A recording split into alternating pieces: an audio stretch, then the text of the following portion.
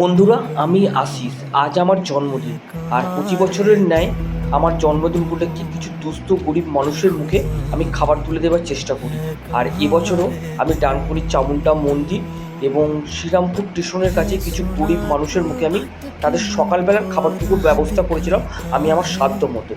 এবং এই কাজটা করে মনের মধ্যে এক অদ্ভুত শান্তি পাওয়া যায়।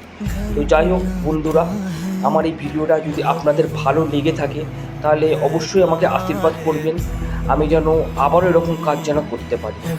আর আমার এই ভিডিওটা করার উদ্দেশ্য অন্য কিছু নেই যে আমি আপনাদের এখানে সোশ্যাল মিডিয়ায় দেখাচ্ছি, এরকম কোনো কিছু ব্যাপার না।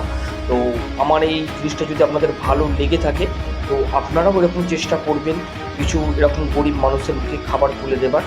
তো আমি আপনাদের সকলের কাছে ক্ষমা প্রার্থী যে এটা আপনারা ভাববেন না কোনো হাইলাইট করছি। তো ধন্যবাদ ভিডিওটা দেখার জন্য।